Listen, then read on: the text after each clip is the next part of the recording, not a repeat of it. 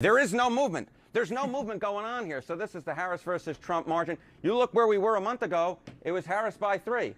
Look at where we are today. It's Harris by 3. Simply put, this race hasn't moved. It has been continuously very, very tight. And one way you can get an understanding of that is I want to take you through history, all right? Campaigns where any candidate held a lead of at least 5 or more points in the polls. We're going to go all the way back since 1964. Most campaigns, at least one candidate has led by 5 points or more at least 3 weeks. In fact, all 15 of them from 1964 to 2020. If you look this year, there have been 0 days, count them 0 days, where either Kamala Harris or Donald Trump has been ahead by at least 5 points in the polls. In fact, you could go all the way back when Joe Biden was going to be the presumptive Democratic nominee, and even back then, no candidate led by at least 5 points in the polls. The bottom line is this is a historically close race, and it's a historically consistent race, Jessica. Let's talk about swing states. What are we seeing there? All right. So, we talk about these national polls. The national polls really don't mean very much, right? Because it's all about those battleground states. And, of course, let's take a look at what I call the core 7 battleground states. All right. This is, again, your Harris versus Trump margin. And look at these Great Lake battleground states: Pennsylvania, Michigan, Wisconsin.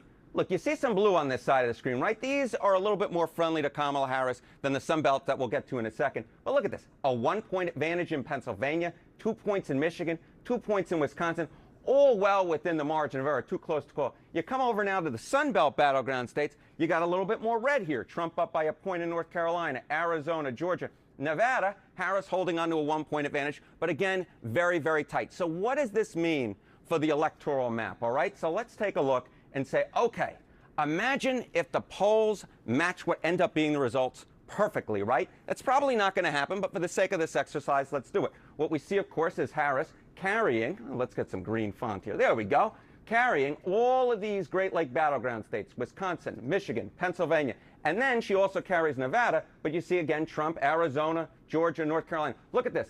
Kamala Harris gets to exactly 276 electoral votes, slightly more than the 270 she needs to win. Donald Trump right behind at 262. But the bottom line is, Jessica, at this hour, this race remains incredibly tight. We've done these segments over the last month. This battleground map, simply put, really hasn't changed. Maybe a slight advantage to Kamala Harris, but a race that remains way too close to call. And you're right. It is remarkable how consistent it's been in that. I also am curious, what if the polls are off? There have been previous elections, of course, where that's happened. What if that happens? What happens if the polls are slightly off? Remember, back in 2020, the polls underestimated Donald Trump. So what happens if we have a similar error across those key battleground states? Well, if that happens again, look at this.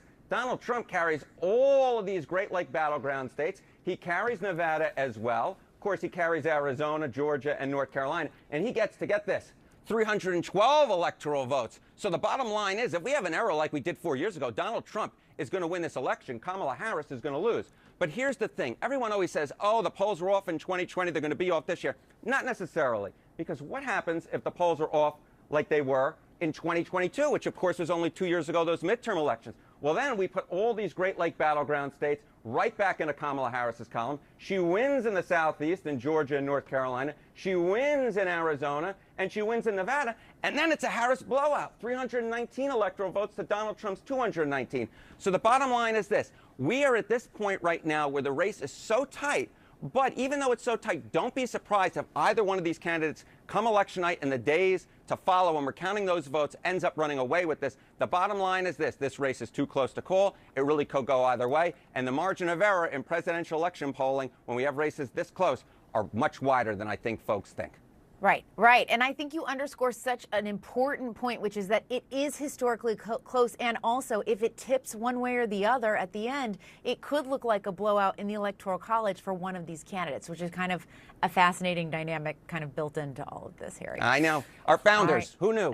Who knew?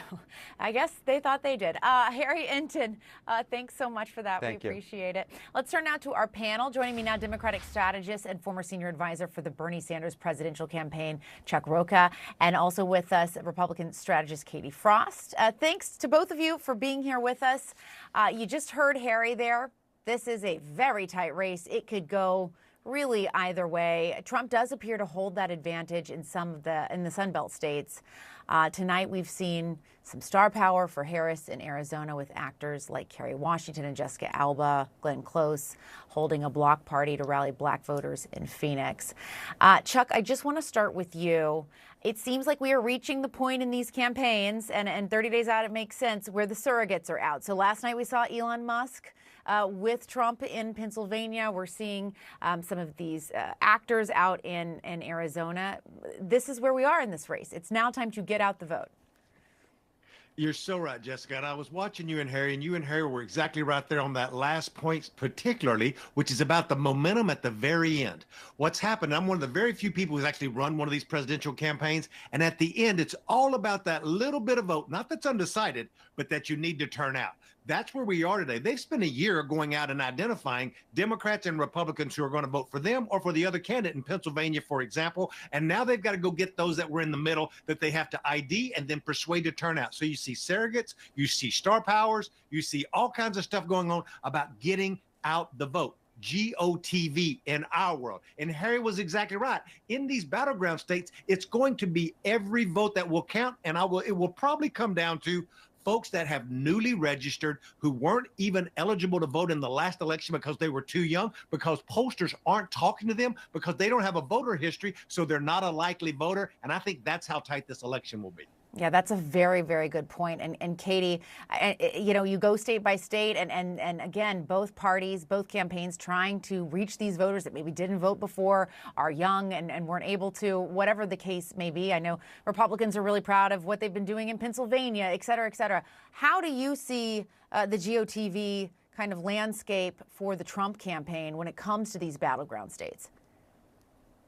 Well, I live in one of those battleground states. I'm a native of Georgia. I was actually in a Trump Force 47 office just yesterday. I was talking to volunteers. They were making phone calls and they were getting ready to go out and knock doors. I get text messages almost every day from people I know on the ground in the different states telling me what they're hearing at the doors. And really great conversations too, just like I said yesterday, with some people who've been out canvassing. And they said what they were struck by is that people who are not the typical Republican voter are leaning towards supporting President Trump. And it's because of the number one issue for them is the economy. And when you talk about the economy to these voters, they may not have voted before, or maybe they voted differently in previous elections, but they know the economy was better for me under President Trump, so I'm going to get out and vote for him this time. So we're seeing a lot of shift on that one issue in particular. In the demographics and the traditional candidates, you say, okay, that's not going to be someone who votes for Republican. They're looking to vote Republican this time. And I couldn't agree with Harry more. GOTV, that's the world I come from. That is the name of the game right now. You have to not only get out the voters who you know will vote for you, but it's the people who you've ID'd that they would vote for you. You're aligned ideologically, but they just don't vote very often. So from the left, you're typically going to be more like the newly voters. In the Republican politics, you're looking at people who are like hunters. They have a hunting license, but they don't vote. Those are the people you're looking for. Yeah. And Chuck, to that exact point, we saw Vice President Harris appearing on the hugely popular podcast Call Her Daddy today. It is one of the most listened to podcasts among women.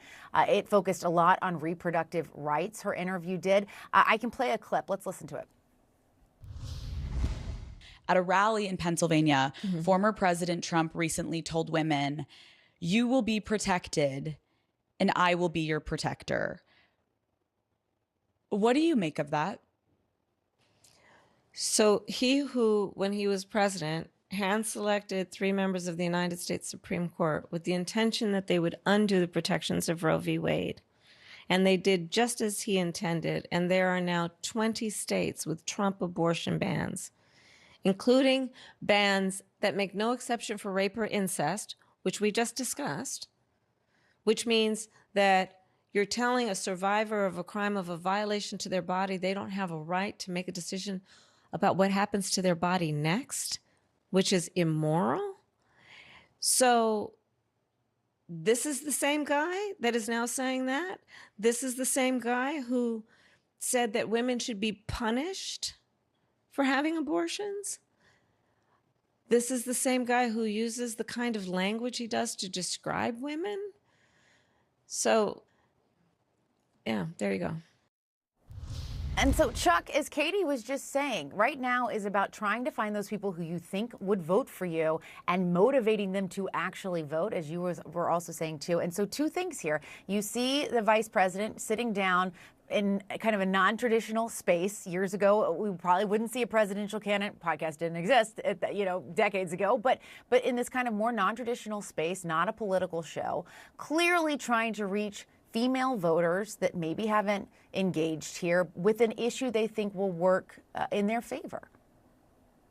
You know, I'm lucky enough where my firm is working on 26 House races and 3 Senate races. And I tell you that to say that across the country in all of these states, when it comes down to the very end, let me pull the curtain back and put y'all in the room of the strategist. It comes down at the presidential level on who you like and who you trust. Everybody who cares vehemently about an issue or one issue, pick your issue is the thing, they've made up their mind. There may be 1 or 2%. I think that's even a lie of folks that are undecided who really care about an issue.